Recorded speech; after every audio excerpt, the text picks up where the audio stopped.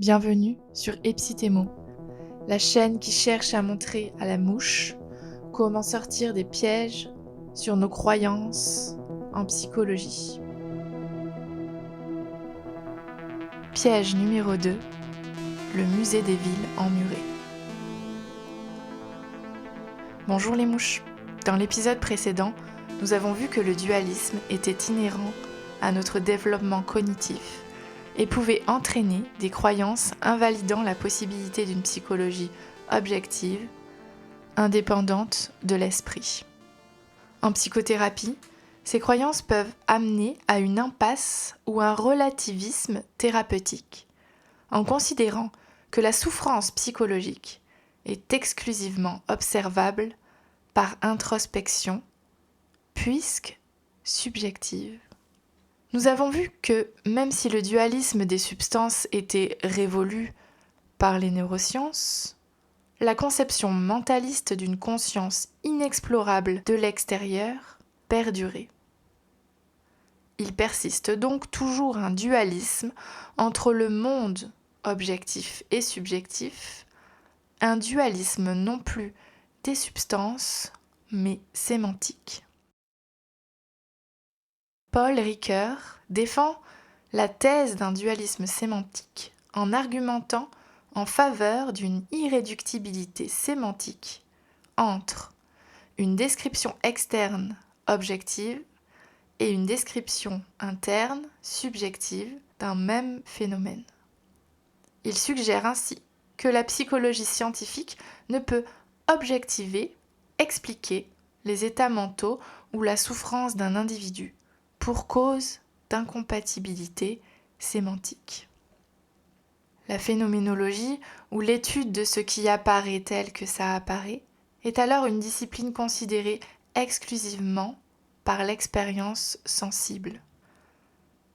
Cet argument remet finalement en cause les avancées scientifiques en psychologie qui pourraient nous aider à améliorer l'efficacité psychothérapeutique, postulant l'inutilité d'utiliser ses connaissances et son langage théorique pour comprendre et aider une personne en souffrance psychologique. Ce que nous pouvons alors retenir, c'est que résoudre le problème que pose le dualisme sémantique nous permettrait enfin de commencer à concevoir une psychothérapie fondée sur les sciences. En philosophie, le langage peut être considéré comme une ville, dont l'architecture s'agrandit de rues et de faubourgs, comme des voies de passage hors de l'ancienne ville pour évoluer vers la nouvelle. Selon le mentalisme et le dualisme sémantique, le discours subjectif, sensible, serait comme une ville emmurée, impraticable de l'extérieur, ne donnant aucun accès possible sur l'autre ville que représente le langage scientifique.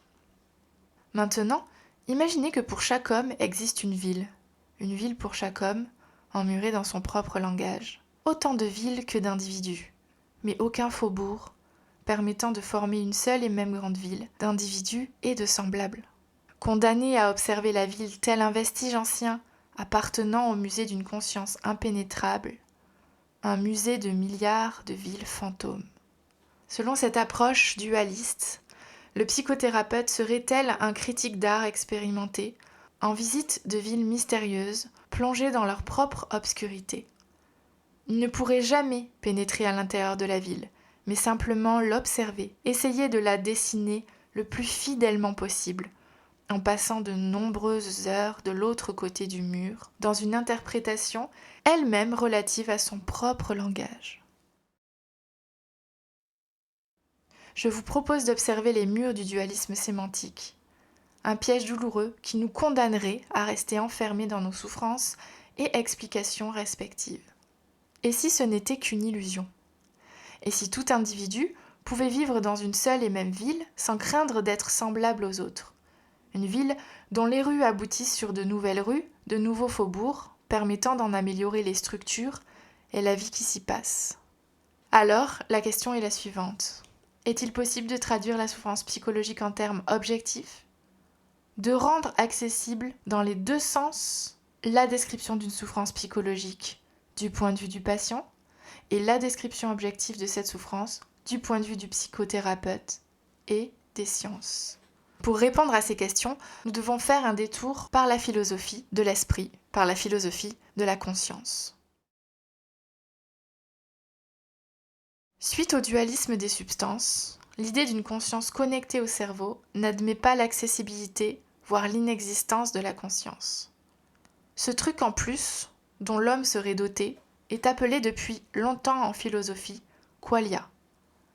Qualia signifie qualité ou conscience phénoménale. David Chalmers, philosophe, a repris ce terme à travers la thèse du zombie philosophique, qui défend l'existence des qualia en évoquant l'image zombiesque, pour ne pas dire robotique, d'un homme qui n'en serait pas doté. Mais cette idée tourne en rond. Pourquoi le zombie philosophique, si l'on admet son existence, ne serait-il pas lui aussi convaincu d'être doté d'une conscience, et donc d'états mentaux? Pourquoi stigmatiser ce zombie qui pourrait finalement bien plus nous ressembler en tant qu'homme ordinaire qu'en tant que zombie dépourvu de qualia? Ne vous êtes-vous jamais fait la réflexion, en marchant dans la rue, en regardant une foule, que nous nous ressemblions tous beaucoup les uns les autres? Ne vous êtes-vous jamais fait la réflexion, en empruntant une ville lors d'une balade, que nos comportements, nos déplacements étaient assez identiques, tels des zombies, ou bien tels des hommes et des semblables? Bref, cet argument pose plusieurs problèmes. Premièrement, la définition de qualia regroupe un large répertoire de phénomènes, eux-mêmes indéfinis ou indéfinissables. Bien que consensuelle dans le sentiment, la qualia, telle l'intuition dualiste mentaliste discutée dans le premier épisode, est décrite abstraitement par l'effet que ça fait à X de ressentir ce qu'il ressent. Quel est l'effet que ressent X ? Comment le ressent-il ? Comment X explique cet effet ? Qu'est-ce que cet effet signifie pour X ? Voilà autant de questions auxquelles nous pourrions répondre pour étudier ce qui, en apparence, semble insaisissable. Si l'effet de la tristesse est ce quelque chose en plus qui fait de moi un individu unique doté d'une conscience, je peux aussi imaginer que c'est ce qui fait de moi un homme en capacité de ressentir de la souffrance et de la tristesse comme tout autre homme. Pourquoi un zombie ne pourrait-il pas en ressentir ? Deuxièmement, la thèse du zombie philosophique est circulaire. Si la qualia représente une souffrance, est-ce que cette souffrance est la qualia ou est-ce qu'elle est la cause de la qualia ? Impossible de répondre à cette question. Ceci nous amène à un point central du problème, l'impossibilité de dissocier les éléments accessibles par l'expérience sensible de ceux qui ne le seraient pas. Existe-t-il des souffrances qui ne seraient pas ressenties ? Par définition, non. Mais est-ce que l'on peut en déduire qu'il n'existe pas de phénomènes à l'origine de la souffrance qui, eux, ne seraient pas perceptibles par l'expérience sensible ? Non. Lorsque vous êtes anxieux et que vous ressentez cette anxiété, pensez-vous que l'origine de votre anxiété est immédiatement et totalement accessible à travers l'effet que ça vous fait d'être anxieux ? Ou êtes-vous en mesure d'envisager qu'il existe des points aveugles, des processus dont vous n'auriez pas connaissance et qui pourraient expliquer ce que vous ressentez ? Considérant cette deuxième option, est-il possible de ne pas avoir conscience d'un phénomène bien réel ? La cécité au changement en est un exemple fort. Le fait de ne pas pouvoir traiter toutes les informations qui se présentent à moi de manière détaillée va engendrer une sélection des informations utiles à retenir lors d'un changement et donc une cécité de certaines d'entre elles. Je peux alors, face au constat d'un phénomène non perçu, imaginer avoir ressenti un effet a posteriori que j'attribuerai à ce phénomène, ou bien expliquer justement que je n'ai rien ressenti et que c'est là la preuve de l'existence des qualia, puisqu'absente lors du phénomène de cécité. Mais finalement, peu importe si j'argumente en faveur de l'effet que ça me fait ou d'une absence d'effet pour argumenter l'existence de qualia. Le plus important est qu'il existe bien des phénomènes ayant des effets indépendants de l'expérience sensible d'une conscience dite phénoménal. Savoir l'effet que ça me fait de ressentir de l'anxiété est-il le seul moyen ou le moyen suffisant de savoir comment et pourquoi cette anxiété s'est déclenchée et dure ? Prenons l'exemple de Monsieur X, qui explique « Je ressens de l'anxiété. L'effet que ça me fait d'être anxieux, c'est un effet d'urgence, une conviction que j'ai des raisons d'être anxieux, que quelque chose est en train de m'arriver et qu'il faut que je réagisse. » L'explication de son anxiété est directement puisée dans son expérience sensible, immédiate. En tant que psychothérapeute, selon le dualisme sémantique, je ne saurais traduire et expliquer objectivement son anxiété. Mais alors, qu'est-ce que je pourrais bien faire d'autre ? L'écouter ? Appuyer ses propos ? L'aider à parler ? Chercher avec lui ? Monsieur X lui-même est déjà en train de rendre objectif son anxiété par le simple fait de décrire l'effet que ça lui fait. Les mots ne désignent pas l'effet de l'anxiété elle-même, mais la représentation de cet effet pour Monsieur X, ce qu'elle signifie pour lui, ce que l'image figure et son sens. Autrement dit, Monsieur X, en se représentant son anxiété, y trouve un sens, une explication, une logique. Il crée des inférences. On ne peut pas ne pas communiquer, donc même si je ne fais qu'écouter et aider Monsieur X à élaborer sa propre explication, je valide ou non cette explication et je participe à tenter d'objectiver cette anxiété. Mais alors, qu'est-ce qui est le plus efficace pour aider Monsieur X ? Si je considère la psychologie comme inobjectivable, mon rôle de psychothérapeute sera d'approfondir par le langage l'effet que ça lui fait d'être anxieux, au hasard des mots employés et retenus au sein de la relation thérapeutique, à l'image d'une peinture infinie de la ville propre à Monsieur X et son anxiété, où l'on se perd dans les méandres d'un art herméneutique, interprétatif. Cette méthode condamne patients et thérapeutes à se balader indéfiniment dans un langage indécodable. Mais je peux faire autrement. Je peux tenter de comprendre et de traduire avec lui ce qui lui arrive, ce qui cause cet effet, à l'aide de connaissances sur l'anxiété, déjà validées scientifiquement. De dessiner avec lui non pas la totalité de sa ville dans les moindres détails à l'infini, mais une carte de route, permettant de s'y repérer et de comprendre comment et sur quoi s'est construite son anxiété. Cette carte de route permet alors d'identifier les rues de circulation entre cette ancienne ville et la nouvelle. Une ville intégrant ses connaissances ou interprétations aux connaissances scientifiques sur l'anxiété, ville en évolution permanente et où l'on peut retrouver tout individu ressentant de l'anxiété partager les mêmes rues et les mêmes faubourgs. Ce passage entre l'ancienne et la nouvelle ville permettra à Monsieur X, avec l'aide du thérapeute, de voir une issue. Une issue qui aboutit sur des places déjà construites, déjà foulées par des patients et des thérapeutes, afin de pouvoir choisir et pratiquer les endroits de la ville moderne qui lui sont les plus profitables pour apprendre à gérer son anxiété. Mais techniquement, comment est-ce possible ? À quoi ressemblent ces voies de passage entre ces deux discours, subjectif sensible, objectif scientifique ?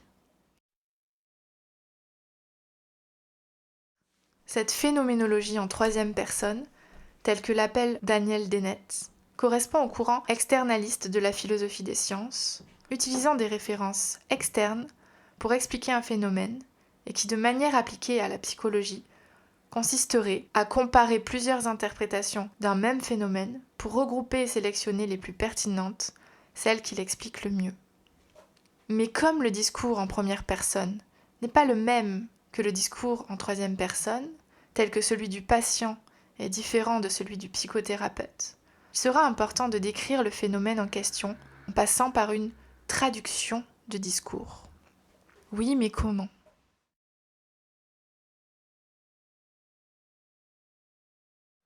Entre le phénomène de souffrance décrit objectivement de l'extérieur par les sciences et l'explication ou la signification de ce phénomène pour le patient, il existe des référents communs.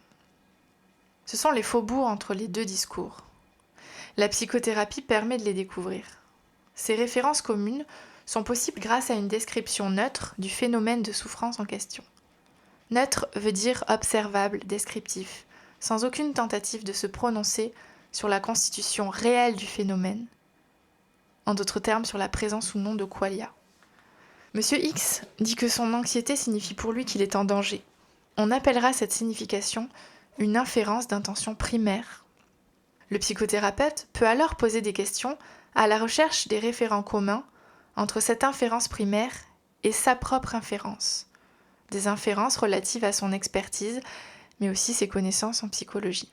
C'est quoi se sentir en danger? Comment est-ce que ça se manifeste? À quoi peut-on voir que Monsieur X se sent en danger? Qu'est-ce qui déclenche ce sentiment? Depuis quand ça dure?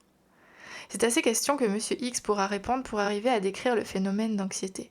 Ces questions sont un peu comme un guide d'observation de l'anxiété. Monsieur X répondra « Je suis paniqué, j'ai des palpitations, des pensées comme « tu es en danger » qui me poussent à partir en courant. Ça se déclenche à chaque fois que je vois une mouche lorsque je me balade, depuis que je suis tout petit. » Ces descriptions peuvent alors amener à des inférences d'intentions secondaires que le psychothérapeute pourra évoquer suite à ce travail de description. Monsieur X semble décrire une phobie d'insectes. Il est alors compréhensible que face à une mouche, il ait ce sentiment profond d'être en danger et que quelque chose de grave soit en train de se passer. L'effet que ça lui fait d'être anxieux et l'effet décrit par les personnes souffrant d'un trouble anxieux, et plus spécifiquement, l'effet que ça lui fait dès qu'il est face à une mouche correspond bien à l'effet décrit lorsqu'on souffre d'une phobie. Selon les critères diagnostiques de la phobie spécifique, on retrouve chez Monsieur X une peur intense difficile à raisonner, qui se déclenche systématiquement en présence de l'objet phobogène, la mouche, et qui le conduit à éviter des situations qui pourraient engendrer de l'anxiété. Cette anxiété le fait souffrir et dure depuis longtemps. La psychothérapie n'est donc pas condamnée au dualisme sémantique. La souffrance n'est pas condamnée à errer dans un musée d'une discipline qui ne ferait que la constater et la dépeindre. Le dualisme est bien le fait de concevoir comme irréductibles deux éléments. Au départ, l'irréductibilité du corps et de l'esprit, ensuite celle du discours subjectif et du discours scientifique à propos d'un même phénomène. À travers cette conception de la psychologie, une croyance dont l'évidence fait la force mais induit le piège mentaliste, l'antiréductionnisme. L'antiréductionnisme, paradoxalement, plaide en faveur d'un holisme sémantique, d'une multitude d'inférences possibles qui ne sauraient se regrouper les unes aux autres pour en sélectionner les plus fiables. L'antiréductionnisme consisterait à dire que nous ne pourrions pas avoir de référence commune face à l'incommensurabilité des théories et des explications possibles d'un phénomène psychologique. Ainsi, la souffrance et les moyens de la traiter seraient relatifs au choix et aux préférences du patient et du thérapeute. L'homme, sa psychologie et donc sa souffrance, serait bien plus qu'une description objective d'un phénomène connu et partagé par plusieurs individus. Et tenter de regrouper ce que les individus ont en commun dans leur souffrance pour les aider serait aller à l'encontre de la nature humaine unique, puisque complexe. Mais alors, cette conception remet en question le savoir pratique du psychologue en tant qu'expert des lois de la psychologie. Et n'importe quelle pratique, n'importe quelle personne ou n'importe quel objet physique ou imaginaire pourrait être thérapeutique. Souvenons-nous de la pensée magique. L'homme serait tel un animal surnaturel dont la nature excéderait ses propres lois par des phénomènes qui seraient insaisissables par l'analyse psychologique, car complexes. Mais qu'est-ce que la complexité? Comment peut-on allier psychologie scientifique et conception complexe? Pourquoi l'antiréductionnisme est un piège thérapeutique? C'est ce que je vous propose de développer dans le prochain et 3e piège à mouche.